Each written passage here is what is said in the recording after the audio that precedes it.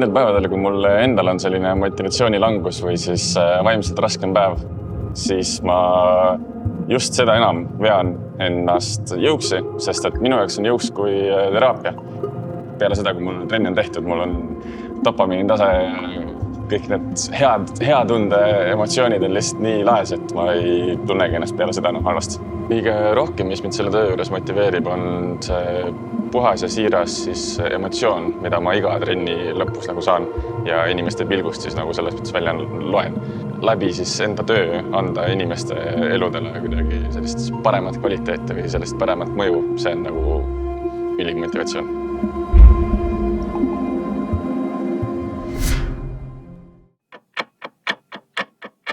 Minu trenni teekond hakkas juba aastal 2007, kui ma hakkasin tegelema judoga. Ja judoga kokku ma tegelesin suisa 12 aastat ära, ehk päris pikalt. Ja siin on erinevad eduetapid, kui nii öelda, et sinise vööni ma jõudsin. Punt oli mega, sealt tekkiski minu armastus nende rühmatrennide vastu ka ja tegelikult ka see esialgne mõte, mis pikaks ajaks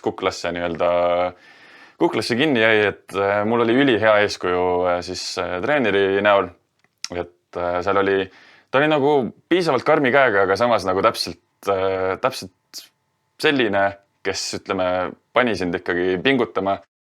Kui ma enda medaleid läbi vaatasin, siis leidsin ühe väga nostalgilise medali. Nimelt, 4-aastasena olen ma tegelikult ikkagi enda spordikarjääri alustanud. Siin on 4-aastaste jooksu 3. koha medal. See on tõesti üks väga lahe mälestus, mis praegu ma arvasin, et ma olen ära unustanud, aga näed, alles. Kuid kõige vingem ja kõige raskem ja suurem saavutus just jooksu poole pealt on tipust topini jooks. Ja kes ei tea, siis see on selline jooks, mis hakkab Suure Munamäe tipust ja lõpeb Pirital. Õnneks sa ei pea seda jooksma üksinda, sa oled seal tiimis 10 inimesega kokku. Aga distantsi kokku on 337 kilomeetrit ja sul ei ole otseselt sellist aega, et magame nüüd kõik. Vaid pidevalt keegi jookseb, keegi on rajal ja 3 korda ma olen seda asja teinud ja see on tõesti üks väga vinge elamus.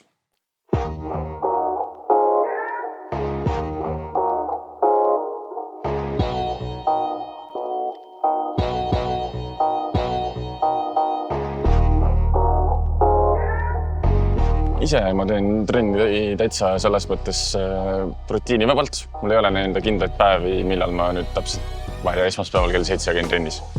Sikke vabalt, kuna mul ei ole ka mingit kindlat eesmärki, et mingit kaalunumbrit ma taga ei aja, mul ei ole mingisugust kindlat vormi rohkem ees. Ma olen rahul sellega, kus ma olen, mikka ma välja näen, palju mul jõudu on, kõike sükest. Naudin lihtsalt seda, mida ma teen. Olgugi, et mul mingit sellist trenni eesmärki ei ole, siis kunagi tegelikult tahaks kindlasti Hyroxile minna, mis praegu täiega maailmas lainid lööb. Ma tahaks ise ka selle ära proovida. Ja üks huvitav ja selline bucket listi goal on mul see, et ma tahan ka täismaratoni ära joosta. Poolikut ma olen teinud, aga täis on veel jäänud see linnuke tegemata.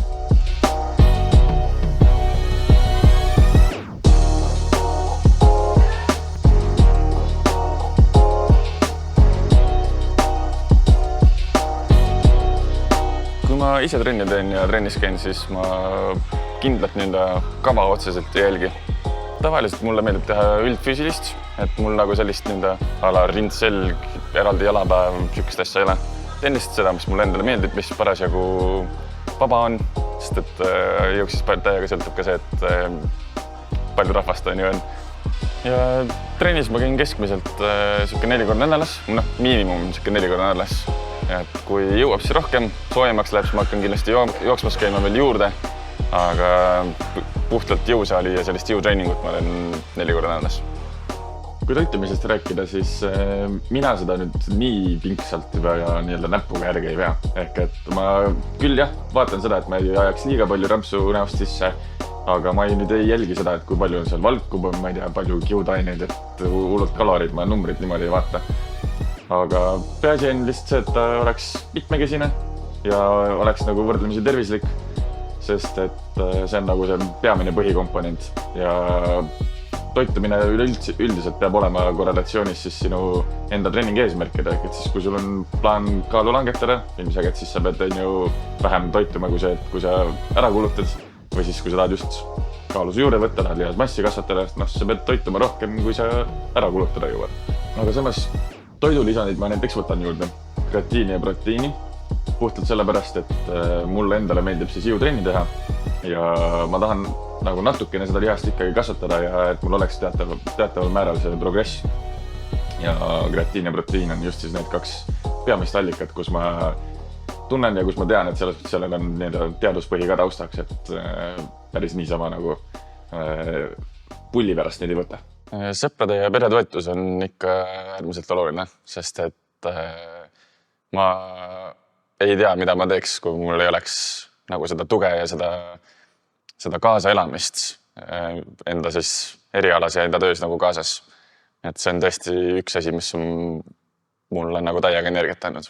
Alvar on väga töökas ja sportlik ja ma arvan, et kõik, mis ta ette võtab, kõike ta lõpule viib. Ma arvan, et Alvar on valinud väga õige karjääri tee või karjäärivaliku teinud, sest et tema natuuriga läheb väga hästi kokku see sporditeema ja treener on minu meelest väga õige amet talle. Ja ma arvan, et ta jõuab selle karjääriga veel kaugele, kuna ta on väga hea suhtleja, väga sportlik inimene. Kui ma rühmatrenni lähen andma, siis kuna ma olen nüüdseks juba 3 aastat sellega tegelenud, siis on mul õnneks enamus kavad juba rühmatrennideks valmis. Aga tihtipeale, kuna mulle meeldib just hoida kõik enda rühmatrennid väga sellised variatiivsed ja muutuvad, siis ma ikkagi teen neid juurde ka. Ja kuidas see välja näeb, ongi siis see, et ma tavaliselt istun voodis maha ja mul on eraldi Drive'i fail, hakkan sinna erinevaid harjutusi siis välja mõtlema, sest et ma tahan minna trenni nii, et ma olen täiesti ette valmistunud ja ma ei pea enam koha peal midagi välja hakkama mõtlema. Ja see on ka süsteem, mis on hetkel inimestele meeldinud, sest et inimene tuleb ka juba trenni ja ta näeb, et kõik on tema juba tegemisteks valmis. Üks asi, mis mul endal trennide juures on siis aidanud rutiini hoida, ongi just see, et need rühmatrennid on nädalast nädalasse täpselt samadel aegadel. Ja see on üks asi, mis mulle siis töö ja üldse rütmi juures nagu meeldib, et mul on iga nädal kindel plaan, ma tean, kus ma pean olema, ma tean, mis ma pean tegema. Ehk et see juba ise enesest tekitabki seda rutiini.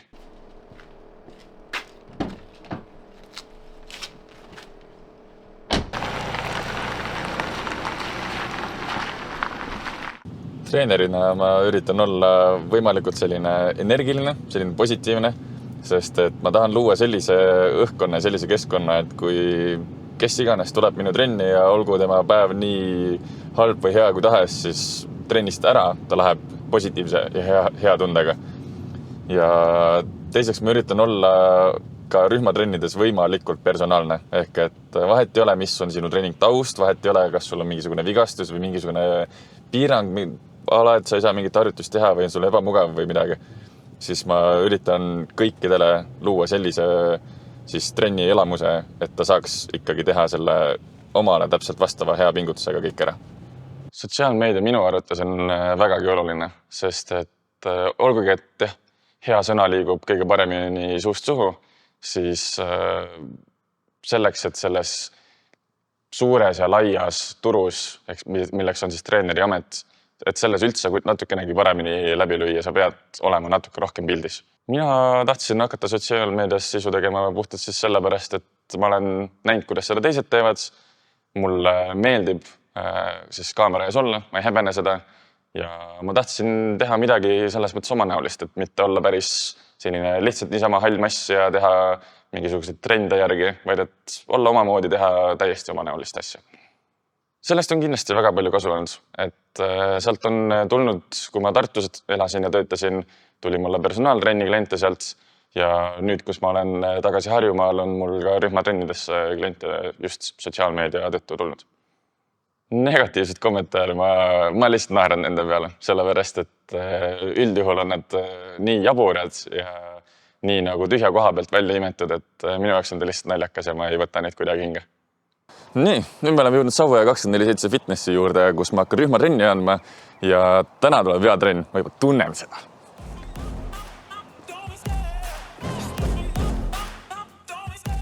Võta ennast laiali, võta kätejagu endale vähemalt ruumi. Alustame suurte käteringidega.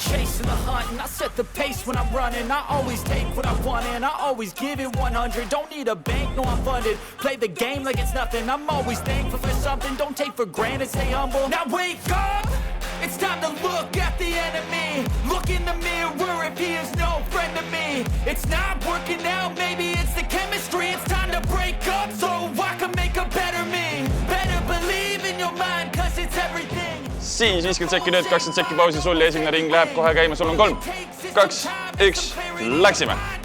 Ehk siis need 2 harjutust enda jala liikumise poole pealt on põhimõtteliselt samad. Nii nagu Rumeenia tõmbe, eks puus liigub sinna taha, kummardad siit ette ja läheb. Kõige raskem aeg ma ütleks, et oligi kõige alguses, kus ma tegin seda tööd siis nagu, ongi nagu hobi korras, et ta ei olnud minu põhitöö, ma tegin seda teiste tööde kõrvalt ja peamine põhjus oligi siis see, et ma kartsin, et ma ei löö läbi. Et treeneri turg on lihtsalt niivõrd üleküllastunud, et ma arvasin, et minus ei ole justkui seda potentsiaali. Kui ma alustan kuskil uues klubis, kus ma ei ole ise veel varem andnud, siis võib-olla ta ei ole otseselt kahtlust, ta on isegi kerge hirm, et kas see trenn hakkab päriselt seal tööle. Sul on viimane pool aeg, eks 25 sekundit veel ainult. Tubli, hoiab veel, viimased loetud sekundid. Ilusti. Võta vabalt, lõresta ennast korra. Hullult kõrgusesse ei pea viima. Nagu enda ette lihtsalt siia. Just.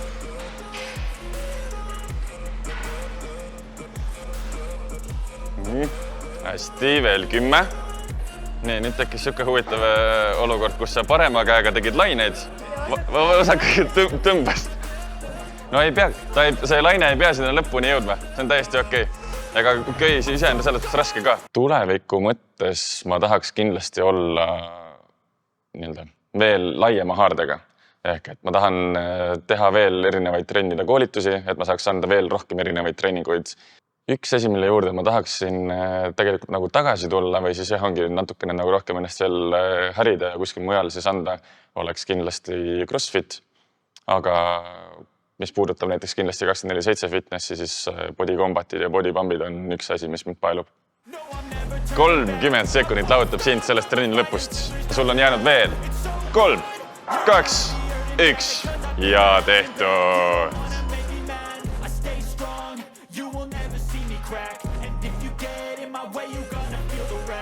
Nii, väga hästi.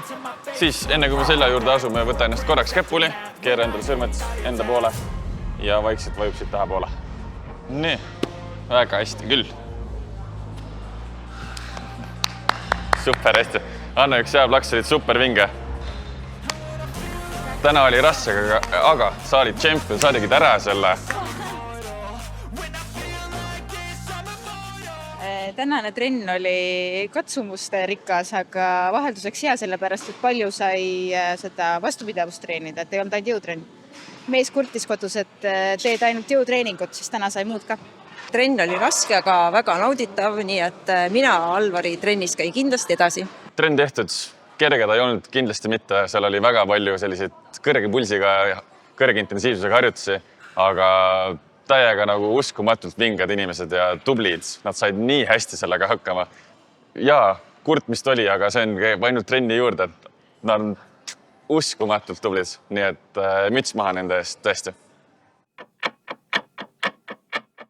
No nii, selline oligi siis väike pilk minu kui treeneri igapäevaellu ja tegevust oli palju ja emotsioone palju, aga selles mõttes ülilahe, ülivinge. Ja mul on peale trenni alati super hea tunne. Nüüd koju minek, väike sükke puhkus, väike õhtusöök veel ja homseks päevaks ette valmistumine. Ma arvan, et Alvar jätkab sellega, mis ta praegu teeb.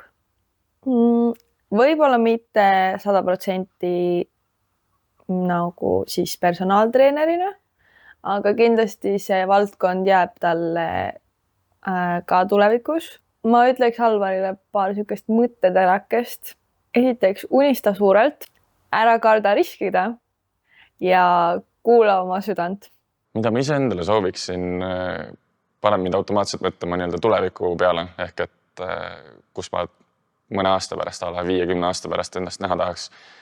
Ja kõige peamisem on see, et ma tahaks olla jätnud jälje treeningmaastikule ja ma tahaksin, et ma oleks tekitanud inimestes sellise usalduse, et nad saavad tulla minu juurde erinevaid küsimusi küsima, nõu küsima, et ma saan neile ka niisama igapäevaelus nagu abis olla.